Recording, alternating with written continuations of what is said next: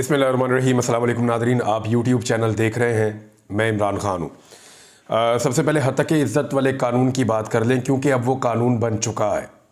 पूरा पाकिस्तान का media, social media, opposition party, हत्ता के जो हुकूमती जमातें हैं वो भी मुस्लिम लीग नून के इस अमल की मुखालफत कर रही थी। मगर ये बहुत सख्त कानून जो है पंजाब में जो हुकूमत है मरीम नवाज़ की, उसने बना दिया। ये कानून क्या है और कैसे बना है, मैंने थोड़े दिन पहले आपको बताया था कि जब गवर्नर पंजाब जो पाकिस्तान पीपल्स पार्टी से हैं, सरदार सलीम हैदर, वो छुट्टी पर जाएंगे तो उनकी जगह पर गवर्नर बन जाएंगे स्पीकर पंजाब असम्बली मलिक अहमद ख़ान साहब। तो मलिक अहमद ख़ान साहब जब स्पीकर पंजाब असम्बली हैं, जब वो गवर्नर बनेंगे कायम मुकाम, तो वो फौरी तौर पे इस बिल पर दस्तखत कर देंगे और फिर ये कानून बन जाएगा। ये मैंने आपको थोड़े दिन पहले बताया था। तो गेम बिल्कुल वैसे ही हुई और ये एक नूरा कुश्ती है, मिलकर इन्होंने खेला। यानी पाकिस्तान पीपल्स पार्टी कल को ये कहेगी कि जमहूरियत के ख़िलाफ़ या सहाफ़त के ख़िलाफ़ या आज़ादी इजहार राय के ख़िलाफ़ पाकिस्तान की तारीख़ की जो सबसे बड़ी एक कार्रवाई है उसका हम हिस्सा नहीं थे। वो इस कानून से अपने आप को दूर रखना चाहती है और उन्होंने बज़ाहिर इस कानून से अपने आप को दूर रखा है। लेकिन थोड़े दिन पहले जब मैं एक चीज़ बता रहा था तो सबको आइडिया हो जाना चाहिए था। पीपल्स पार्टी पीएमएलएन को रोक नहीं पाई या वो रोकना चाहती नहीं थी। कम से कम पीपल्स पार्टी ने इतना ज़रूर किया कि ये जो दाग है इसको अपने दामन पे नहीं लगने दिया। लेकिन पीएमएलएन ने ये कानून पास कर कर सहाफ़ियों को और जितने भी जमहूरियत पसंद लोग हैं उनको अपने खिलाफ ज़रूर कर लिया है और अब ये कानून पीएमएलएन के गले पड़ेगा। ये मेरा तज्ज़िया है। वो इसलिए कि मुझे ऐसा लगता है कि ये चीज़ें कल को इनके सामने आकर खड़ी हो जाएंगी और शिकंजा इनके गिर्द कसा जाएगा और सब इन्हें कहेंगे कि ये आपने किया है। मुझे याद है जब पीएमएलएन अपोजिशन में हुआ करती थी तो छोटा सा भी कानून बनता था ना तो ये शोर मचा देते थे, रोला डाल देते थे, मीडिया के साथ आकर सड़कों पर बैठ जाते थे। लेकिन अब ये इतनी बड़ी कार्रवाई है जो कर दी गई है और पीएमएलएन को फ़र्क ही कोई नहीं पड़ा और पीएमएलएन के अंदर से तो कोई नहीं बोला। लेकिन जरदारी साहब ने मुबैना तौर पे एक खबर है उसमें उनसे रब्ता किया गया तो उन्होंने गवर्नर को छुट्टी पे जाने का मशवरा दिया, क्योंकि पंजाब हुकूमत तय कर चुकी थी कि ये कानून उन्होंने लेकर आना ही है। बहरहाल जैसे ही अहमद खान साहब आए और उन्होंने दस्तखत किए और फिर ये कानून बन गया और इसका इतलाक हर शहरी के ऊपर होगा। सहाफ़ती तंजीमों ने जितने भी तहफ़्फ़ुज़ात किए थे, इससे पहले वो गवर्नर से भी मिली थी, गवर्नमेंट से भी मिली हैं तंजीमें, और उन्होंने बातचीत करते हुए कहा जी कि ये बड़ा ज़ालिमाना कानून है, इसको रोकें। इसके अंदर बहुत ज़्यादा ऐसी चीज़ें हैं कानून में, तफसीलात मैं आपको पहले भी बता चुका हूँ कि ये कानून इस नौइयत का है कि इसमें इंसाफ नहीं है और इसमें अपने मुखालिफिन को कुचलने का एक रास्ता खुल जाएगा, ये सहाफ़ती तंजीमों का कहना था। लेकिन सहाफ़ती तंजीमों की बात भी नहीं सुनी गई और इसका इतलाक जो है वो print, electronic media, social media हर तरफ हो जाएगा और बहुत सारे लोग जो है वो प्रॉब्लम में आ जाएंगे। लेकिन मज़े की बात यह है कि जिन लोगों के खिलाफ ये कानून बनाया जा रहा है कि इनको फंसाना है, मेरे ख्याल में उनसे ज़्यादा वो लोग फंस जाएंगे जिन लोगों को हमेशा बचाने की कोशिश की जाती है। आप आने वाले दिनों में ज़रा तमाशा देखिएगा। लेकिन इस मामले के ऊपर एक पोजीशन ले ली है सहाफ़ियों ने और लाहौर प्रेस क्लब की जानिब से एक ऐलान किया गया है। तो जब तक ये ऐलान रहेगा उसके ऊपर हम पूरी तरह से अमल दरामद करेंगे और ये ऐलान ठीक है, जस्टिफाइड है। सदर लाहौर प्रेस क्लब अरशद अंसारी साहब ने तमाम असम्बलीज़, हकूमती तकरीबात, फंक्शंस, प्रेस कॉन्फ्रेंस के बाइकआउट का ऐलान कर दिया है कि ना मीडिया अब इनको कवर नहीं करेगा। हत्तक़ इज़्ज़त बिल कानून के नफाज पर सदर लाहौर प्रेस क्लब अरशद अंसारी ने रद्दमल देते हुए कहा कि हम इंसाफ के लिए आला अदालतों का रुख करेंगे। वैसे ये चैलेंज भी हो गया है लाहौर हाई कोर्ट में और ये बाकी जगहों पर भी चैलेंज होगा। सुप्रीम कोर्ट में भी जाना चाहिए ये मामला और लाहौर हाई कोर्ट को इस मामले के ऊपर इंसाफ देना चाहिए। जब आज़ादी इज़हार राय का अदालत तहफ़्फ़ुज़ नहीं कर सकती तो फिर तहफ़्फ़ुज़ किस चीज़ का रह जाएगा इस मुल्क में। बहरहाल उन्होंने कहा कि ये बिल जो है हत्तक़ इज़्ज़त बिल, ये 1973 के आइन की खिलाफ वर्जी है जो हमें आज़ादी इज़हार राय देता है। हम इसको मुकम्मल तौर पर मुस्तरद करते हैं। अरशद अंसारी ने कहा कि वज़ीर आला साहबा, आपके राइट लेफ्ट वाले चाहते हैं आप जेल में दोबारा चली जाएं, हमारे पास ऑप्शन बहुत खुले हैं, हम अदालत जाएंगे, जॉइंट एक्शन कमेटी का इजलास होगा। तो अब मेरी गुजारिश है पाकिस्तान में सोशल मीडिया वालों से भी और इलेक्ट्रॉनिक मीडिया और प्रिंट मीडिया को, तो उन्होंने कहा अरशद अंसारी साहब ने कि इनका बाइकआउट किया जाए। मेरी गुजारिश है सोशल मीडिया वालों से भी कि आप भी बाइकआउट करें और सहाफ़ती तंजीमों को ऐसा करना चाहिए। मेरे पास आज बहुत सारी खबरें थी हुकूमत से रिलेटेड मैं वो दे भी सकता था, लेकिन मैं उनकी खबरें अब नहीं दूंगा जब तक कि ये मामला रिजॉल्व नहीं हो जाता। इनकी खबरें ही देना बंद कर दें, इनकी शक्लें दिखाना बंद कर दें, इनकी कवरेज करना बंद कर दें, इनकी खबरें देना बंद कर दें। ये बिल्कुल 4 दिन में सीधे हो जाएंगे। अगर मीडिया ने एका दिखाया तो सोशल मीडिया और बाकी मीडिया को चाहिए कि वो सहाफ़ती तंजीमों के साथ मिलकर तमाम सहाफ़ी इनका बाइकआउट करें, क्योंकि देखिए आज मार पड़ रही है एक तरफ के लोगों को, कल दूसरी तरफ के लोगों को मार पड़ेगी। एक्चुअली सबको मार पड़ेगी और सारे मार खाने वाले सोशल मीडिया के या इलेक्ट्रॉनिक मीडिया के या प्रिंट मीडिया के सहाफ़ी होंगे। कोई बाहर का बंदा मार नहीं खाएगा। लिहाजा मार खाने से बेहतर है कि 4 दिन के लिए 10 दिन के लिए एका करें और इनका मुकम्मल बाइकआउट करें हर किस्म की तकरीबात का। खबर मैंने देनी थी जो नवाज शरीफ ने इमरान खान के बारे में बोला, लेकिन नहीं दूंगा क्योंकि बाइकआउट है। अब आ जाए कि मोहम्मद अली दुरानी ने क्या कहा, और साबिक वफाकी वज़ीर इत्तलात मोहम्मद अली दुरानी ने कहा कि इमरान खान यानी बानी पाकिस्तान तहरीक इंसाफ कभी डील नहीं करेंगे। हुकूमत पाकिस्तान तहरीक इंसाफ की आदत के मुकदमात ख़त्म करके मफाहमत का माहौल पैदा करे। उन्होंने कहा, एयरवे से वो बात कर रहे थे कि इमरान खान कभी नहीं डील करेंगे, लेकिन डायलॉग से वो कभी इनकार नहीं करते। उन्होंने किया भी नहीं। उनकी बातें कई ज़राए से पहुंचती हैं। उमर अयूब ने मुज़ाकरात की बात की। उनका कहना था कि हुकूमत पाकिस्तान तहरीक इंसाफ की आदत के मुकदमात ख़त्म करके मफाहमत का माहौल पैदा करे, क्योंकि हुकूमत को अदालतों में जो सुबकी हो रही है वो खुद उनके लिए अच्छी नहीं है। फिर उन्होंने कहा कि दोस्त ममालिक भी यही कह रहे हैं, IMF भी यही कह रही है, और ऐसा कदम उठाया जाए कि अवाम को मजीद झटकों से बचाने के लिए माहौल कुछ ठंडा हो। हुकूमत ने इसी अवाम के पास जाना है जो उनसे नाराज़ है। मुकदमात ख़त्म करना हुकूमत पाकिस्तान और अवाम से मोहब्बत का इजहार होगा, यानी हुकूमत पाकिस्तान का अवाम से मोहब्बत का इजहार होगा अगर वो इमरान खान के मुकदमात ख़त्म करते हैं। राणा सनाउल्लाह के हवाले से उन्होंने बताया कि उनके ऊपर भी तो बहुत बड़ा मुकदमा डल गया था ना, मनशियात वाला। जब उनको कोई अंदर नहीं रख सका तो आज कोई माई का लाल कैसे अंदर रख सकता है, इमरान खान के बारे में कह रहे हैं। फिर उन्होंने कहा कि एयरपोर्ट से घर आने तक नवाज शरीफ के सारे मुकदमात खत्म हो गए, अब भी ऐसा करें। उन्होंने कहा इस वक्त हुकूमत पिघल रही है, हुकूमत कमजोर पोजीशन के ऊपर है, और ऐसा ना हुआ तो बाद में पशीमानी ना हो जाए, लोगों को जेलों से निकालकर बातचीत से मुल्क को ट्रैक पर डाला जाए।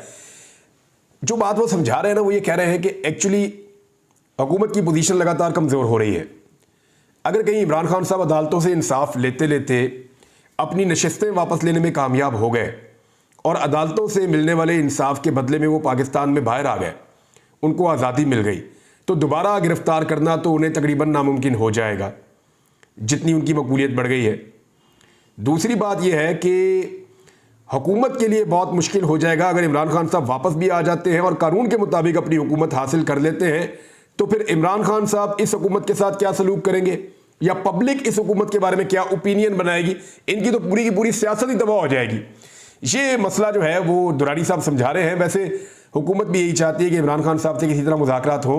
पाकिस्तान तहरीक इंसाफ मेरी इत्तला के मुताबिक कोई ऐसा फार्मूला इस वक्त तश्कील दे रही है जिसमें मुज़ाकरात का कोई रास्ता भी खुले और मैंडेट चोरी करने वालों से भी हाथ ना मिलाना पड़े। कम से कम मुज़ाकरात तो शुरू हो जाए और उसके नतीजे में मामला कुछ आगे की तरफ बढ़े और ये जो झूठे केसेस हैं उनको बनाने का सिलसिला खत्म हो। तो पिछले केसेस में तो इमरान खान साहब अदालतों से बाहर आ जाएंगे, मजीद अगर झूठे केसेस बनते चले जाएंगे तो फिर ये चीज़ें लिंगर ऑन होंगी। हुकूमत को खौफ इतना ज़्यादा है, बहुत सारे लोग कहते हैं इमरान खान साहब जल्दी बाहर आ जाएंगे।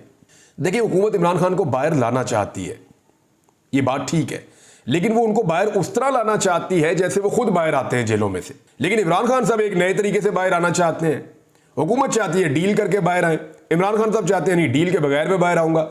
अब ये एक ऐसी सिचुएशन है कि इसमें अगर इमरान खान साहब अपने तरीके से बाहर आ जाते हैं तो मुल्क की पूरी सियासत का स्याह और सफ़ेद वो उसके मालिक बन जाएंगे, और हुकूमत इतना बड़ा रिस्क इस वक्त ले नहीं सकती। वो पहले ही बहुत गैर मकबूल है, और जिस तरह वो चंद सीटों के साथ उनको फॉर्म 47 के मुताबिक बहुत सारी सीटें साथ जोड़ के दे दी गई, जैसी उनकी जाली हुकूमत बनी हुई है, तो खौफ जो है वो तो ऑब्वियस है, वो तो उनको होगा।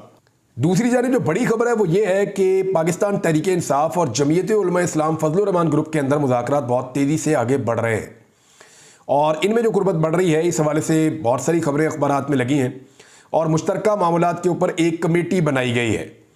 अब उन्होंने कहा जी एक दूसरे को टफ टाइम देना थोड़ा सा बंद करते हैं। थोड़ा सा मैं अपने से कह रहा हूँ क्योंकि इन्होंने थोड़ा अर्सा ही बंद करना है। दोनों एक दूसरे के हरीफ हैं और हमेशा एक दूसरे के खिलाफ खैबर पख्तूनख्वा में बलूचिस्तान में ये इलेक्शन लड़ेंगे। ये बात बड़ी क्रिस्टल क्लियर है। पाकिस्तान तहरीक इंसाफ का नेचुरल अलायंस कभी भी फजलुर रहमान साहब के साथ नहीं बन सकता। हाँ, ये ज़रूर हो सकता है कि फॉर द टाइम बीइंग अपने अपने सियासी फ़ायदे के लिए ये 2-4 कदम इकट्ठे चल पड़े। वो एक शेर मुझे बड़ा ज़बरदस्त याद आ गया कि ये फ़ख्र तो हासिल है बुरे हैं कि भले हैं, 2-4 कदम हम भी तेरे साथ चले हैं। ये बिला वजह मुझे बीच में याद आ गया, लेकिन मैंने कहा चलो सुना देता हूँ आपको। अच्छा, इसमें फजलुर रहमान साहब जो है उनकी अब मुलाकात होगी असद कैसर साहब के साथ और इनका टेलीफोनिक रब्ता भी हुआ है। देखिए, बहुत ज़्यादा जब गर्मी होती है तब तहरीक नहीं चलती, गर्मी में तहरीक पकती है। अभी जैसे जैसे गर्मी आएगी, लोड शेडिंग के मामलात हैं, महंगाई के मामलात हैं, नए बजट के मामलात हैं, पब्लिक के इश्यूज़ के मामलात हैं, किसानों के मामलात बहुत ख़राब हैं, दोबारा वो फसल कैसे लगाएं उस बारे में बहुत परेशान है। तो इन सारी चीज़ों को जब आप इकट्ठा करेंगे तो तहरीक पक रही है, तहरीक पकती जाएगी और फिर ये तैयार हो जाएगी अगस्त में जाके। तो जितनी भी पाकिस्तान में तहरीकें चलती हैं, पंजाब से ख़ास तौर पे, वो अगस्त, सितंबर, अक्टूबर, नवंबर, दिसंबर, जनवरी, फरवरी, इन महीनों में तहरीक चलती है। ये 6-7 महीने बड़े इंपॉर्टेंट होते हैं। तो अब अगले 3 महीने गुजारने हैं इस पूरे सेटअप को, जून, जुलाई और अगस्त के मिड तक, यानी 2-2.5 महीने में ये तहरीक पकेगी और उसके बाद आगे चलेगी। तो ये आपस में मिलने का और अपनी अपनी सफ़ें दुरुस्त करने का टाइम है और यही टाइम इस वक्त हम देख रहे हैं। नाज़रीन, बुशरा बीबी ने इस्लामाबाद हाई कोर्ट से रुजू कर लिया है और इस्लामाबाद हाई कोर्ट में उन्होंने कहा जी कि जो इद्दत वाला केस है उसमें सज़ा मुअत्तली की दरख्वास्त वहाँ पे दायर की गई है, उसके ऊपर कुछ एतराज़ लगा दिए गए हैं, लेकिन हाई कोर्ट में जाने का मकसद ये है कि उनको नीचे से इंसाफ नहीं मिल रहा। वो ये कह रहे हैं कि हम मातहत अदालत में जाते हैं, वहाँ पे एक केस चलता है, 4 महीने चलने के बाद जिस दिन फैसला आना है उस दिन जज छोड़ के चले जाते हैं और फिर दोबारा एक नए जज को दे दिया जाता है, वो जज और चीज़ों को स्लो कर देते हैं। तो ऐसी सूरत हाल में खासी परेशानी है ऐसी सूरत हाल में, और पाकिस्तान तहरीक इंसाफ की क़यादत चाहती है कि ये वाला केस तो ख़त्म हो। तो इसमें बुशरा बीबी साहिबा ने अपने वकील की वसातत से केस को हाई कोर्ट के अंदर दायर किया है। देखते हैं इस केस का क्या बनता है। बहुत सारी खबरें नाज़रीन आपको और भी बताता हूँ, लेकिन बहुत सारे लोग पूछ रहे हैं मेरे हज के बारे में कि हज वाले केस का क्या बना, तो तफसीलात में आपको बता देता हूँ। आज से लगभग 2-2.5 माह पहले मुझे आइडिया हो गया था कि मुझे हज पे जाना है, तो मुझे अभी से तैयारी करनी पड़ेगी और मेरा नाम ECL में, PCL में बहुत सारी लिस्टों के अंदर डाला हुआ है। फिर एक खबर भी आई कि इमरान रियाज का नाम फलां लिस्टों में है, तो अखबारात में भी छप गया और 2-3 सहाफ़ियों के नाम आए, मेरा और समी इब्राहिम साहब का, बहुत सारे और लोगों के नाम भी ऐसी लिस्टों के अंदर शामिल हैं। मैंने 2022 में हज पे जाना था, मैं नहीं जा पाया, मैं गिरफ्तार था। 2023 में मैं गायब हो गया था, नहीं जा पाया। 2024 में अब मैंने हज पे जाना ही जाना था और मैंने अपनी फैमिली से वादा किया हुआ था, लिहाजा मैंने जो हज की बाकायदा जो सारी फॉर्मेलिटीज़ हैं वो पूरी की, पैसे वैसे जमा करवाए। इस दफ़ा तो हज भी बहुत महंगा है और प्राइवेट हज है, तो वो सारी चीज़ें जमा करवाने के बाद पूरी तैयारी कर ली हज पे जाने की।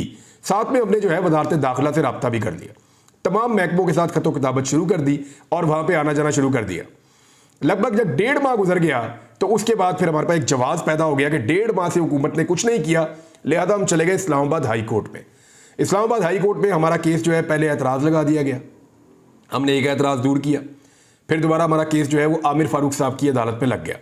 वहाँ जाकर हमने बताया तो हमें पहले एक तारीख मिल गई, लंबी तारीख थी, दोबारा एक और तारीख मिल गई 1 हफ्ते की, वो भी तारीख देख ली हमने, और उसके बाद जो है 3री तारीख के ऊपर जज साहब ने केस सुना और जज साहब ने ये हुक्म जारी किया कि ये जो मुकदमा आपने इनके ऊपर डाला हुआ है इसमें तो इमरान रियाज बेल के ऊपर है, इसमें तो ज़मानत कंफर्म हो चुकी है, तो ऐसे किसी मुकदमे में कानून के मुताबिक आप किसी शख्स को नहीं रोक सकते। बहरहाल बड़ी कोशिश की प्रोसिक्यूशन साइड ने, लेकिन जज साहब ने फैसला दिया कि आप इनका नाम फौरी तौर पे निकालें लिस्टों में से और इनको एयरपोर्ट पे जाने दें ताकि ये ट्रैवल करें और जाकर अपना हज का फरीज़ा अंजाम दें, क्योंकि हज के दिन थोड़े रह गए। जज साहब ने अपने मुंह से फरमाया कि दिन थोड़े रह गए, हज को तो आगे नहीं किया जा सकता। मैं गया और मुझे वहाँ पर फिर रोक लिया, नाम ECL में था, PCL में था। मैं वापस आ गया अगले दिन, वापस आकर दोबारा मैंने 2 रिट फाइल कर दी। एक मैंने तौहीन अदालत की, वो लगी नहीं किसी पे और तौहीन अदालत का कुछ भी नहीं हुआ। दूसरी मैंने रिट फाइल की कि जनाब मुझे हज पे भेजा जाए, मेरा फिर नाम इन्होंने डाल दिया। तो जज साहब ने दोबारा मुकदमा सुनना शुरू किया और ये मुकदमा भी 2-3 पेशियों तक चला और मुझे बार बार अपने टिकट कैंसिल करने पड़ रहे थे। एक दिन मैंने बताया कि आज शाम का टिकट है, तो जज साहब ने कहा नहीं आप अभी कल हम सुनेंगे इसको दोबारा केस को। फिर दोबारा टिकट कैंसिल करवाया, अगले दिन का करवाया, फिर वो कैंसिल किया और फिर उससे अगले दिन जो है वो जज साहब ने दोबारा ये हुक्म जारी किया कि इमरान रियाज का नाम निकाल दिया जाए और ECL में से और इन्हें हज पर जाने दिया जाए, लेकिन मशरूत कर दिया इस सारे मामले को सेक्रेटरी इंटीरियर के साथ, जो सेक्रेटरी दाखिला है खुर्रम आगा, उनके साथ मशरूत कर दिया कि वो जो अपना तसल्ली कर लें और कोई श्योरिटी लेनी है तो ले लें। हम फौरी तौर पे फैसला लेना चाह रहे थे, फैसला उस दिन आया ही नहीं, महफूज हो गया। अगले दिन हमें फैसला मिला तो हम फौरन फैसला लेके पहुंचे वजारत दाखिला में। वहां जाकर पता चला कि वो तो पाकिस्तान से बाहर गए हुए हैं और कल आएंगे। तो हमने वहां पे जो कागजी कार्रवाई है वो पूरी की, हर चीज़ वहां पे उनके पास जमा करवाई और उसकी जो है वो सर्टिफाइड कॉपियां हासिल की। तो जो अमला था उन्होंने राब्ता भी किया सेक्रेटरी साहब से। तो सेक्रेटरी साहब ने वहां से अहकाम दिए कि फौरन अटॉर्नी जनरल ऑफिस को कहा जाए कि इसमें हम क्या कानूनी चीज़ कर सकते हैं, इसका कानूनी पहलू पूछा जाए। तो अटॉर्नी जनरल ऑफिस ने भी हाथ खड़े कर दिए। अब इस वक्त सिचुएशन ये है कि हमारे पास 3 दिन गुजर गए ऑलमोस्ट फैसला आए हुए, ना तो सेक्रेटरी दाखिला कोई फैसला कर पा रहे हैं, ना अटॉर्नी जनरल कोई फैसला कर पा रहे हैं। हम कभी इधर भाग रहे हैं, कभी वो दरवाजा खटखटा रहे हैं, कभी वो दरवाजा खटखटा रहे हैं। तो सारे दरवाजे मैंने खटखटाए हैं। अब दोबारा हमने अपील दायर कर दी इस्लामाबाद हाई कोर्ट में उस फैसले के खिलाफ कि जनाब, जिस दीवार से टकरे मार मार के हम आपके पास आए थे कि वो दरवाजा नहीं खुल रहा, आपने वापस हमें उनके पास भेज दिया है, वो तो बात ही नहीं सुन रहे।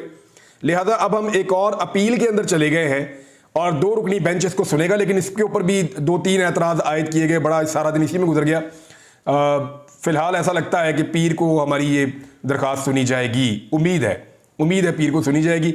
हम फिर जज साहब को बताएंगे कि जनाब हज पे जाना है और अब तो तकरीबन फ्लाइटें ख़त्म हो गई हैं, मेरे पास बहुत कम चांस बचा है। लेकिन याद रखिएगा, मैं हर दरवाज़ा खटखटाऊंगा, आखिरी दिन तक पूरा जोर लगाऊंगा, पूरी कोशिश करूंगा हज पर जाने की और इंशाल्लाह जाऊंगा। Thank you very much. बहुत शुक्रिया आपका। अपना ख्याल रखिएगा, अपने इस चैनल का भी। अल्लाह हाफिज़।